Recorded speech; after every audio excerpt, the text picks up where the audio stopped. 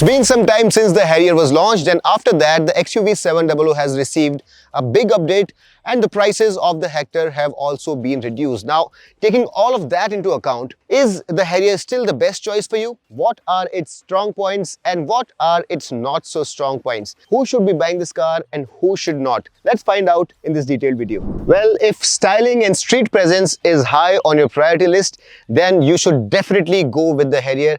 It is definitely one of the best looking cars in the segment and arguably the best looking car.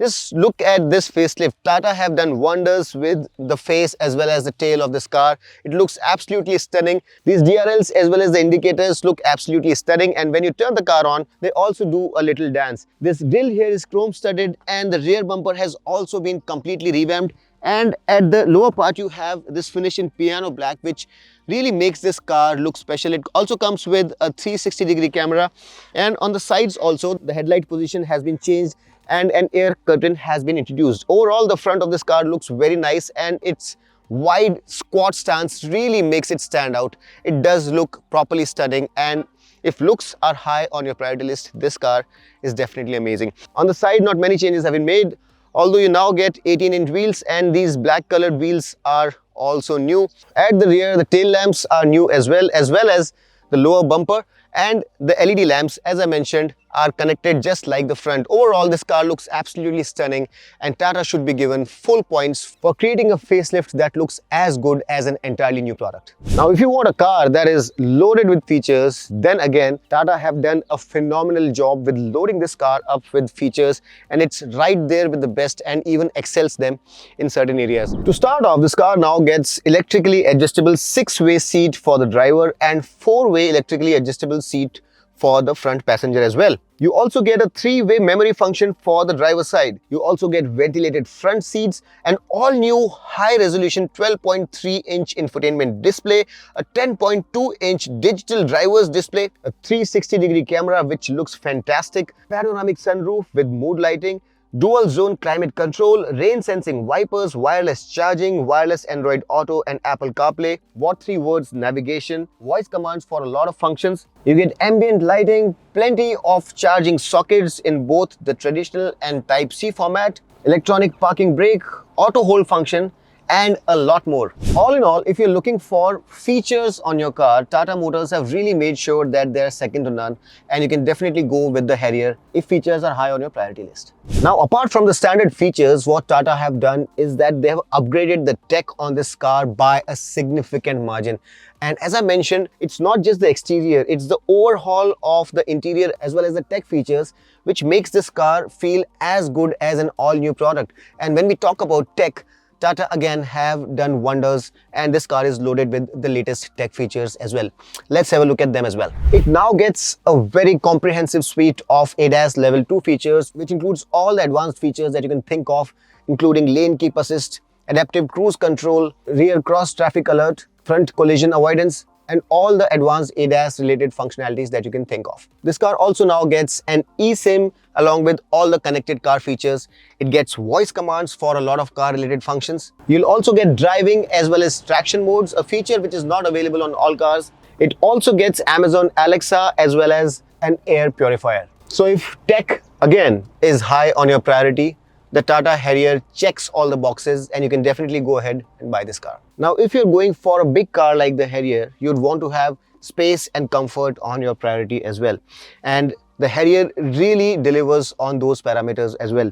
Not just are these seats very nice, wide and comfortable, they are also very firm and very good for long distance driving. The only gripe I have is that this car does not come with a dead pedal, and for the taller ones amongst you, their knees might foul with the dashboard, as was the case earlier as well. It's not as pronounced, but the problem still persists. But the seat by themselves are very good and the suspension is also pretty decent. You also have ample storage space in the door panel. You have ample storage space in the form of these cup holders, and you have this armrest, which is a cool unit and has sufficient space for a few wallets as well as your cell phone as well. The back seat also is quite outstanding. Let's have a look at that as well. Now, just like the front, the seats at the rear have really nice thigh support. They are very well padded. You have this armrest. The headroom is really good. The knee room and leg room is also fantastic. And not just that, you also get this adjustable headrest to stop your head from bobbing around when you're traveling long distance and trying to sleep.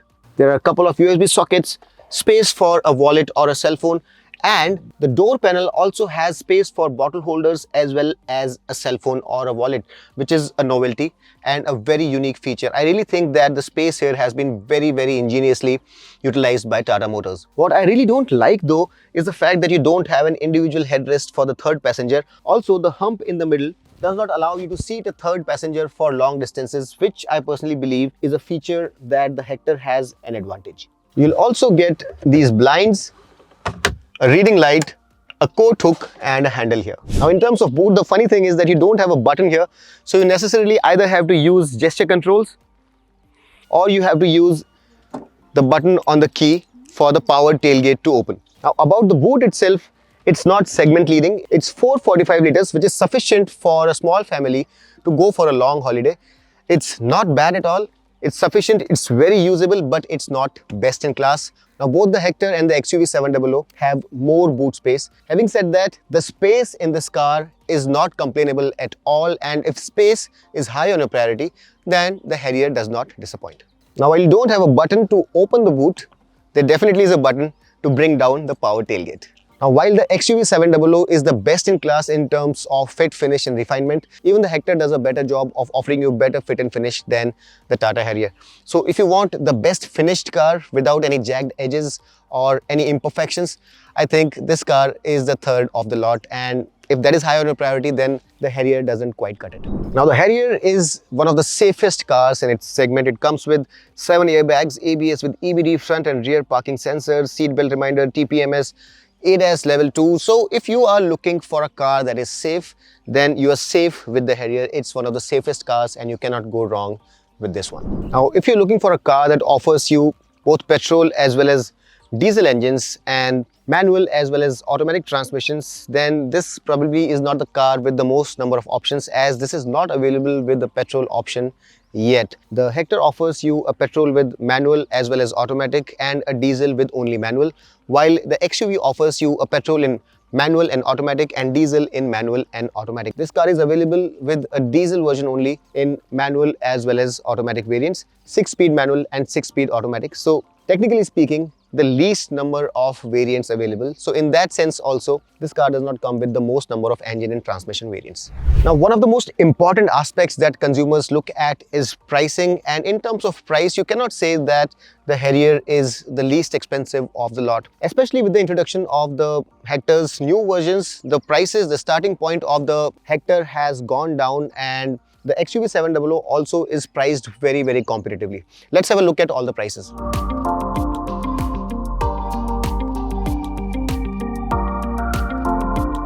So if a price advantage is something that you're looking at, then the Harrier is not the car that you want to be looking at.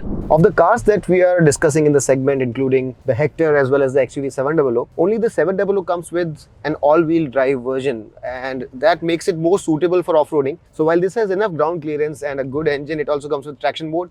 But if you want a car that can off-road, then the Harrier is not the car for you. But you can also opt for the Jeep Meridian, which is essentially a 7-seater and is more expensive also, but is a capable off-roader. So if off-roading is a requirement, then the Harrier with its 2-wheel drive configuration is not the ideal car. Now it comes with the familiar 2-liter 170 PS 350 Newton meters engine from Fiat, and now it's in its BS6 phase 2 version.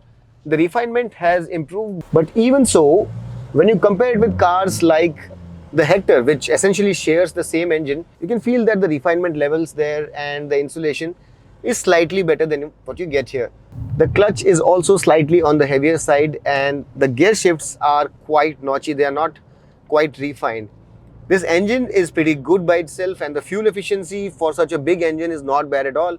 Even within the city, you'll easily get about 12-13 kmpl, and on the highway, even 16-17 kmpl is not a problem. So the engine by itself is good, but the transmission here is not the slickest that I have seen, though you definitely can go with the automatic variant, which is a 6-speeder unit and functions a lot better than what I'm driving right now. The suspension feels unsettled at slow to medium speeds, especially over bad surfaces, but it settles down quite nicely as you pick up speed. It definitely feels sportier and more planted than the Hector, but if you compare it with the XUV 700, there you have more refinement and the suspension also works a lot better. The performance also is better on the XUV 700. What I'm trying to say here is that if you're looking for refinement from the engine as well as a car that goes fast and handles the best in the segment, then probably the Harrier is not the best car. It's at a decent level, but it's not the best of the lot. As you can see now, the moment you put on some revs, you can hear a lot of engine noise inside the cabin, and that's what I was talking about. All in all, the new Harrier is a fantastic leap by Tata Motors. It looks smashing. It has a fantastic interior. It's loaded to the gills with features, has all the tech, is decent to drive, comes with a decent engine which comes with an automatic as well, drives and handles reasonably well. However, the few things, it is also a very safe car. However, a few things that don't go in its favor is a lack of refinement, a lack of finesse in the exterior as well as in the interior, and the price, which is definitely not the lowest in class. I really hope that I was able to sum this car up for you and helped you a bit in choosing the right car for yourself. If you like the video, hit that like button, subscribe to Motoroids, share this video with a friend who might benefit from it. And until next time, this is your friend Amit signing off. Rev hard, rev free, and drive safe.